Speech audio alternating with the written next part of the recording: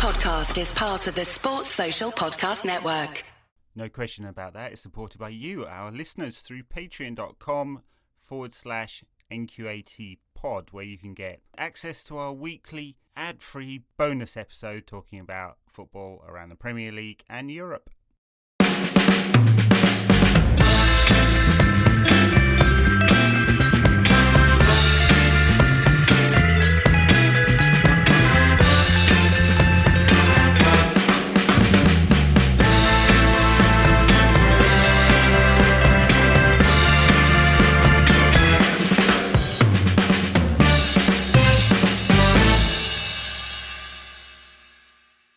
All righty, Tom, how goes it? Yeah, really, really good, actually, after that. How about you? Yeah, feeling a lot better than I was after last time we spoke, after the Newcastle game, which was dreadful. We didn't really talk about it, but after the Newcastle game, Rangnick came out and said, I didn't like it. I didn't like any of it. And I agreed with him. But this was much, much better. Yeah, it was the perfect antidote, I think, to what went on earlier in the week. It was just nice to kind of just enjoy the 90 minutes, really. Yeah. Because that's exactly what we didn't do the other day. It felt like 90 minutes of torture the other day, and that there was just 90 minutes of bliss. I felt like if they scored in the last kind of few minutes when they had a couple of quite good chances as well, it might have been a little bit nervy and it would have been kind of typical United over the past few weeks. But it wasn't, and it was just, a nice, comfortable evening. It was lovely. Yeah, I quite enjoyed Scott McTominay stealing a goal off Ronaldo. His touch was a little heavy, Ronaldo's, and I'm sure he was trying to set himself up for a shot on the left foot, but Scott was having none of it and nipped into Ben one in the corner. Nice finish from him. And he had shooting boots on tonight, didn't he, Scott? He was really going for it, but I enjoyed that one. Yeah, I mean, he could have scored a hat-trick of them. Like, Hennessy made a great save onto the post. Obviously, Ronaldo tapped it in. And then he made another save after that, which he just tipped over the bar. And they're all exactly the same strike. Yeah. And I think I love it how I was not slagging him off, but saying he was nowhere near as good as Declan Rice on Monday.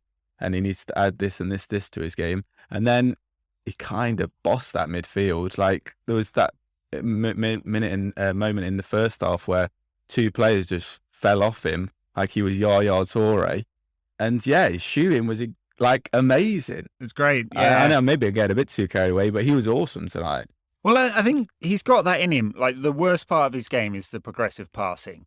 And that's what Rangnick will want from him. You could see, actually, Rangnick on the sidelines, like, frustrated when United weren't going forward. So it's forward all of the time. And, against Newcastle, the 4-2-2-2 system just felt like it kind of constrained Rashford on the right and Bruno on the left.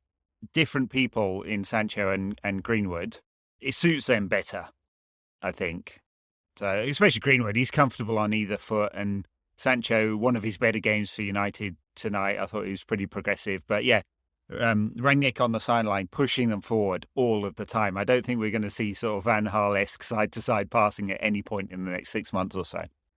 Yeah, and that's kind of what he's familiar with and what he's kind of known for, is that progressive passing, playing direct and quick, which, I mean, if we're going to talk about like United DNA and stuff, that is kind of what United DNA is, like playing fast attacking football, getting it wide early, because that's what we did today. We played a lot wider, Greenwood and Sancho, and Shaw was excellent as well.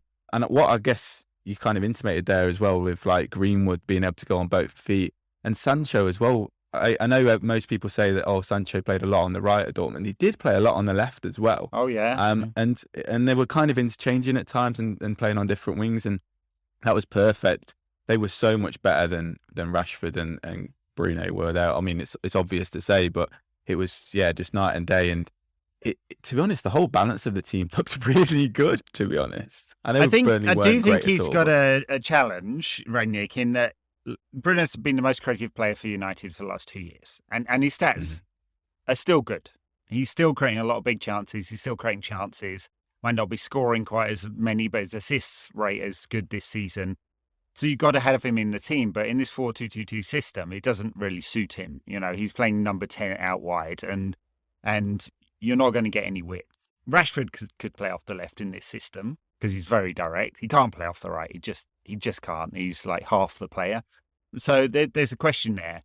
And I do wonder whether Rangnick might not do what he did against Newcastle and shift Bruno into a deeper number 8 position, which he plays for Portugal. And there's a trade-off there, of course, the defensive side, which you mentioned on the last pod, but also the attacking side, he'll be a little further away from the attackers. So it's going to be interesting to see how this works out, given that Sancho and Greenwood in this system just look more comfortable. Anyway, that was the whole game, I suppose. What was it? Scott McTominay scored the first goal, and then who got the second? That was the own goal. Sancho doing the thing he was bought for in many ways, which is kind of direct running. And he's a real goal threat coming from the left like that. I think if you look at his stats from Dortmund, he scores more and assists less coming off the left, and assists more and scores less coming off the right. He got the goal robbed off him because it had a tiny, tiny little deflection. But I just felt good for him, boosting confidence. Yeah, and it looked amazing at first viewing. And then it was only when Ali McCoist on the Prime feed said, I think that took a nick. I was like, did it? And then it did. So it didn't obviously look quite as good on the replay as we first thought. But yeah, I think it kind of just makes sense that was the correlation at Dortmund when you just look at him as a player, because on the right he does play like a traditional winger, and then obviously if you're going out to the byline and pulling balls back and crossing with your right foot, you're obviously going to be more of an assister. And then obviously when you're tucking in onto your right foot like exactly tonight, then you are going to score more goals. And yeah, he did look like he has more confidence, and I think that's maybe something he's struggled with. I think he's been a little bit like a lot of our players, second guessing himself a little bit. And also because he was based in a system, very much a system first philosophy at Dortmund, coming into a team like United where it was all about individualism, it was always going to be a struggle for him. And tonight he did look so much better. And he has done over the past few weeks, to be honest, just getting used to the players around him, because he isn't someone who's going to beat 5 or 6 men and score every time. I don't know, like someone like a Jack Grealish who's a lot more individualistic. He's a player who needs to know the players around him because he's a lot smarter than Grealish, and he loves to interchange with people, and that's what we've been seeing a little bit more recently. And yeah, tonight again he was excellent. I thought a little not unbelievable, not what we've seen him previously, but he's definitely getting better and fitting into the more of the style. And like I said on the last pod, I think he's a very much a Rangnick player, and I think he should hopefully go from strength to strength. Well, look, Dortmund under the two managers that Sancho played under there played this sort of mid-block gegenpress and very German style anyway. I mean, they're kind of identical, to be honest. And you can certainly see Sancho fitting into Rangnick's style. He's not a player that beats 6 players with extreme pace. And I think a lot of people on Twitter and, around the United community kind of pegged him wrong there, probably because they just haven't seen much of him. Yeah. He's a player who plays joiner dots football, neat 1-2s, gets into the right kind of positions between the lines. He's an excellent finisher and he's very smart. I mean, he can definitely play in that number 10 position as well if United play with one. So yeah, I'm pleased for him. I think there's a lot more to come. Depends which stats nerd you believe, but if you take his figures at being sort of high teens goals and assists every year and take off like 10 to 15%, that's probably where you're going to get with Sancho. Now, he's 21, he's going to improve, so maybe he, in a couple of years' time, replicates his numbers from Dortmund. If he's scoring 15 and assisting 15 a year, he's going to be a really excellent player for United, and that's what his history suggests. So we'll see, but I think he'll fit in just fine. It's nice to see Cavani as well. Helps with the movement, doesn't he? I think that helps players like Sancho and Greenwood with someone moving ahead of them too. And then Ronaldo, I thought he was kind of quiet. I looked at some of the stats apps and he's got a high rating. I mean, I think it's just for the assist, right? Where he miscontrolled it for manager's player of the year, Scott McTominay, to blast one in. Yeah, I thought he was quite quiet as well. I kind of liked what I saw from him, and he obviously took his goal really well as well, like so nonchalantly, and anyone else in the world probably would have taken a touch and then tapped it in, but he's Ronaldo. When I first saw that, I thought he was trying to control it and miscontrol it, and then I did him a disservice. I think it's very fair enough because he has been quite sloppy recently, especially with his like passing and his first touches and stuff. And obviously he missed a really, really big chance right at the start of this game. And I was like, oh, it's not going to be one of them days, is it? Where like Ali McCoy was even telling him on commentary that he should have smashed it rather than placed it. And I was thinking, Ali, I don't know if you should be telling Ronaldo what to do here, but 800 goals suggests that he knows what he's doing when it comes to finishing. I know. But yeah, that was a great ball from Shaw as well in that moment. Shaw's, like I say, Shaw's class tonight. But yeah, I thought he was a bit quiet. But I mean, if we're winning 3-1 and he's scoring and he's a little bit quiet, it's not the end of the world. And overall, the system worked and the performance worked in that first half. Yeah. And hardly any mistakes from the couple of like nervy moments from Maguire. I thought he still looks awkward. And then that one way that the ball bounced from the the long kick. Yeah. That wasn't a good look, was it? I mean, No. with the goal, Lennon's goal, it's obviously Bailly's mistake to start with, and then Maguire just backs off, and I'm like wondering what, in that situation, what's he trying to do? Because he's not showing the player on the outside, he's not trying to make a tackle, and he's just inviting the player to come and score, and which was not a piece of awesome defending, I've got to say. You just wonder like how far he would have gone back. Like if Aaron Lennon had kept running, would Harry Maguire have just gone off the pitch? Yeah. Like, how far was he going to go? And I love how the only bit of kind of goal that he left was the only bit of the goal that De Gea wouldn't have got to. Like Maguire basically stood in front of De Gea and basically let kind of Aaron Lennon shoot into that position. I mean, it wasn't the worst bit of defending in that move. Obviously, like you say, Bailly was the orchestrator in chief, but it still wasn't a good look from Maguire. And hopefully he has a few better days to come, but it's been a terrible season so far from him. I mean, again, I think Rangnick will pick him over other choices first and foremost. I mean, because for all his mistakes, he's still more consistent than Bailly and Lindelof. But if Varane can stay fit, I think we'll see the difference between a really top class defender and Maguire. And look, if he'd come for half the price, then I think we'd have a very different conversation about him, for sure. And that's about where he is. Anyway, that's Maguire. I feel like I've spent plenty of time on this pod slagging him off because he just deeply frustrates me, and he's just deeply average, isn't he? Aggressively average. Aggressively average, yeah. Anyway, what else to say about this game? I mean, it dropped off after the second half. The intensity dropped off, didn't it, after half time? And I was looking at Rangnick, and he wasn't happy about that as well. He really wanted United to push on, but the passing got sloppy, not quite as bad as against Newcastle. They just weren't knitting those moves together in the same way. What he didn't get was defensively insecure, thankfully. Right? I don't know about you, but I didn't feel at any moment during that second half that I was too worried. I mean, the late header, I think, from a corner that just went wide, if that had gone in with 5 minutes to go, maybe it'd have been a bit nervous. You can imagine Old Trafford does get jittery. So, but for the most part, comfortable.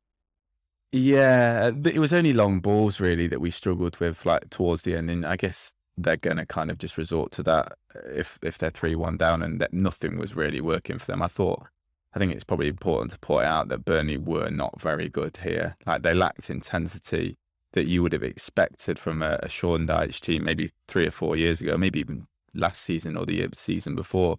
I thought they were really poor in comparison to how Newcastle pressed us and closed us down in pretty much every part of the pitch. Today it just felt very comfortable from the start, and I think the second goal from their point of view is symptomatic of that. Like Dwight McNeil just completely stopped and let, I think it was Sancho just run completely after two of their players just bounce into each other. And I think it shows how bad they are, just that performance. But despite that, it was good from us. And the intensity point of view, like it's again just typical Man United, really. When was the last time we played well for 90 minutes? I mean, when was the last time United played well before this? Yeah, no, exactly. And I mean, even under Ollie, when we played really well, like we only probably played well for 45 minutes, or we played well for an hour. And it was very similar today. I think the players just clearly just struggled to kind of keep that intensity for a 90 minutes. And hopefully something, again, that Rangnick can change. When we talked on Monday, like how much needs to be changed, this kind of, we can think of so many things, even like after we've brought up so many things on Monday or whenever it was. There's something like that. There's the intensity that even when we play well, we can't play well for a 90 minutes. And that's something that if we want to be beating good teams, and if we want to beat Atletico Madrid, for example, in the Champions League, despite how weak they are at the moment, they're going to be intense for probably 180 minutes. And we need to match up to that, because that's probably the only competition we've got left as well. Well, that's true. I mean, it's fourth place trophy, isn't there? And the FA Cup. The FA Cup coming up. FA Cup, yeah. Villa in a couple of weeks' time, isn't it? The interesting thing I thought this week was that a couple of stories came out about Rangnick's training and players being happy with it or otherwise. So I think one was some players aren't very happy with it. And I do wonder who exactly is leaking that. I always look at, who exactly might be unhappy around the dressing room and whose agent is chatting. And the other one was much more specific. It was players are not happy with late training sessions and leaving Carrington at 5:00 because it's dark. Oh, diddums. Little players. I mean, maybe we can give them a bonus for working after 5 p.m. I hope they got overtime written into their contracts. That's it. Time and a half if it goes after 5 p.m. Well, I think, again, that shows like how I bet some people loved coasting under Ollie. And they loved the easiness and the lovely dressing room. And I'm not saying that Ollie ran the place like a kindergarten, but compared to imagine how Rangnick wants to run it, it probably was very similar to that. Whereas some players are probably looking for a lot more intensity from training, a lot more seriousness. Whereas some players were probably just enjoying the nice little easy ride. Yeah, fat contract, easy ride. Seemingly lack of pressure to actually go and win stuff. So yeah, look, if it pisses a few players off that training is intense and maybe they're doing double sessions and that Rangnick has certain demands, then great. You know, Vibes FC was good for a turnaround, but not good for winning stuff. You know, look, there's two parts to that. Of course, the club has to be serious about winning stuff, and that is having the right kind of structure and buying the right kind of players as well. So we'll see whether that comes or not. But just on the coaching part, yeah, sure. I was delighted when he came out after Newcastle and said I didn't like it. Because Ollie would never have said that. Never. He would have made excuses to the point where he just it sounded like a Monty Python sketch. It was so ridiculous, you know. Love him, but United just lost 5-0, and he'd be like, "Yeah, well, everyone gave their all, 100%. The lads are really trying hard. We're going to go again, or something." I'm being extreme, but it's just like we could all see it with our eyes that it was shit, and he'd come out and say it was good, basically. And I don't think we're going to get that from Rangnick. He does seem like a serious man, even if, he likes a bit of a dry joke. I'm sure that's not the case around Carrington. I think it also shows the self-assuredness of Rangnick as well. Whereas I think with Ollie and you see it from a lot of like former pros who become managers, Lampard being a good example. I think that they're sometimes just a bit thin-skinned or a little bit insecure, I guess. And they don't want to come out and criticise the players in front of, or just say it's not good enough like Rangnick did the other day, because like I say, it just kind of shows a self-assuredness and a confidence in his own ability that I can come out and say this wasn't good enough and players will still be behind me, I guess. Because I think that's what was always on the mind of Ollie. And I know this is obviously only 3 games in, so it's a very different situation at the moment. But I think Ollie always wanted to be a people pleaser, didn't he? I think it's quite obvious. And I think he just was a little bit scared, and that's, I guess, why in the end the kind of players just trampled upon him in the end. I think you've got that spot on. I don't know how thin-skinned he was, but he definitely wanted to please everyone, and he wanted people to like him, and that seemed to come before making the kind of decisions he had to. That said, got to be fair, he did get rid of some players he just didn't fancy, and he was clear about that. Rangnick's got freedom because it's a six-month contract. So in a sense, he can do what he likes. We'll see if he's really angling for the job afterwards. I mean, I think he had his tongue firmly in his cheek when he was asked that question and gave an answer a couple of weeks ago. So he can drop the bomb in a sense. And look, if the players ease off and he's going into this consultancy position afterwards, he's going to know exactly who eased off. So they should think about that too, because I think there'd be a temptation just with a 6-month contract for some of them to go, well, it doesn't matter because a new guy's coming in June. And we're just going to ride out this season. I've got 3 years left on my $200,000 a year contract or whatever it is. Phil Jones. He only owns 150. Anyway, but he'll be able to either say to Murtaugh or the new manager, right, here are the players who underperformed and who aren't cutting it in training, and maybe United need to get rid of. So, I do hope that there's something at the back of some of the players' minds who are tempted to ease off, that they can't really do that. We'll see with this group though, because they haven't exactly always been professional. Yeah, you would hope so, but I think now they're probably getting to the point where do I go from here? Like you see, like someone like Antonio Martial is just stuck in limbo at the moment, and there's probably similar players, similar level of players that are going to be stuck in a similar sort of situation. You think, I know Rashford's a mile off becoming that type of player that Martial is at the moment, but say if that happened for Rashford, where he kind of keeps this level for another 2 years, he's going to be in a bit of a pickle if he wants to leave.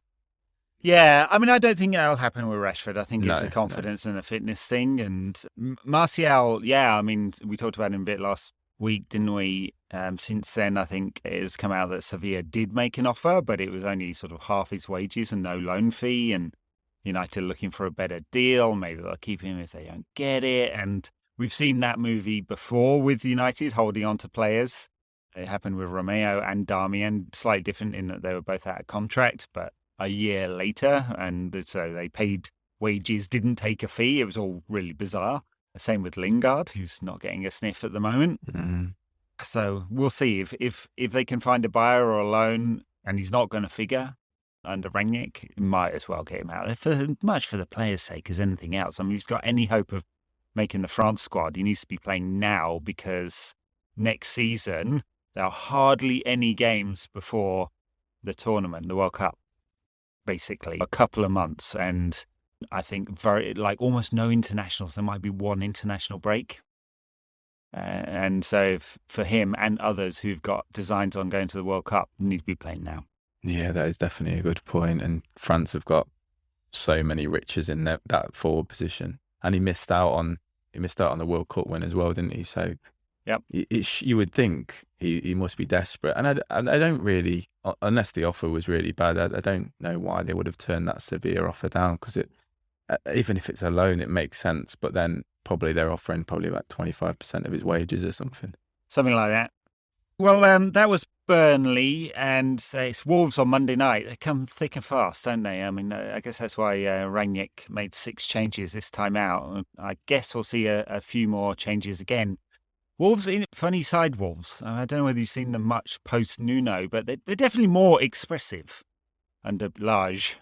I think they're more open. But defensively, still pretty sound, still happy to sit in the low blocks. What do you make of them?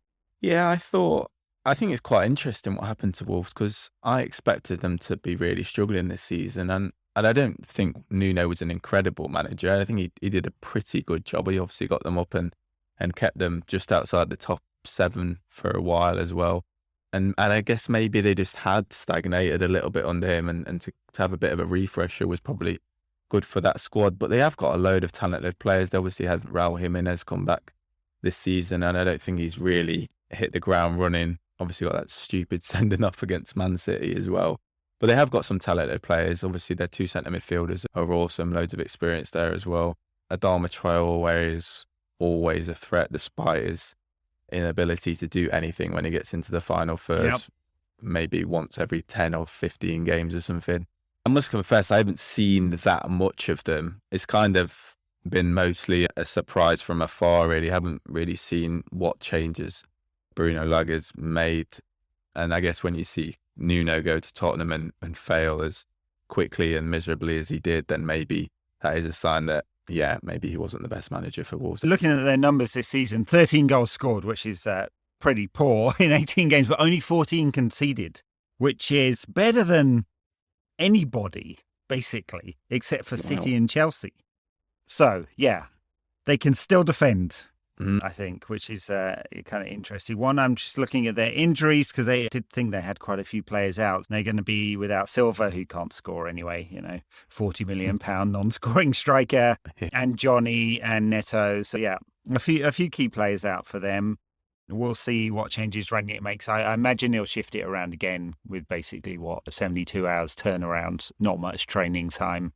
So we might see a few refreshers. It doesn't seem to matter how many games United play. Ronaldo is always in the starting lineup. You kind of think at some point that he's going to pay a price for this. Yeah, fitness-wise. It's so weird, isn't it? And I don't think he even was happy. He didn't look happy about coming off today with 1 minute left of added time. I think maybe a good position for Bruno could be in that top two. I think I briefly mentioned that on Monday. Yeah. And it maybe is a thing that he could come in for Ronaldo and play in there. He's got a lot of license to kind of do what he wants. I know it would be nice for him to stay high, and it's good for the team shape if he does stay high in that too. But to drop into those little pockets and yeah, it gives him a lot of freedom. And I guess maybe he might be a bit too much back to goal in that kind of area, which is obviously where you want Bruno. Obviously, he's amazing at playing the passes in behind and the creativity when facing goal.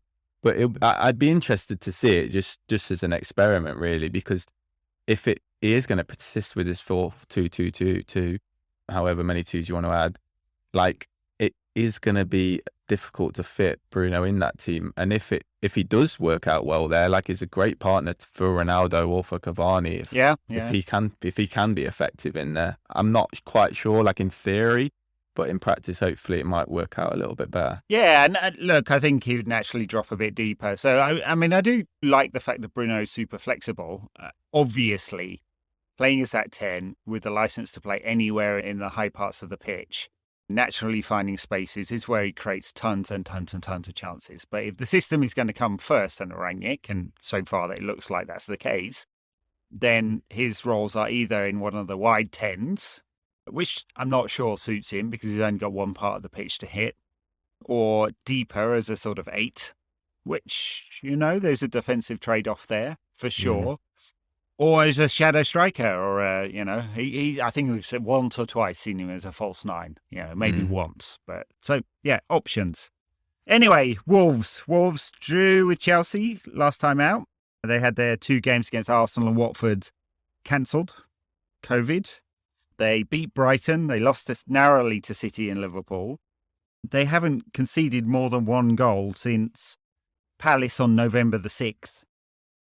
And that might have been it. Oh, they conceded 2 against Villa. They were very good that day, actually, in October. I remember that one. So, whatever you say about them, this is, it would be a surprise if United pummeled them and had an easy victory. It's going to be tight, isn't it? And this is at Old Trafford. So, yeah, the incentive will be on United to do the attacking, and hopefully we see that kind of intensity we saw for 45 minutes today.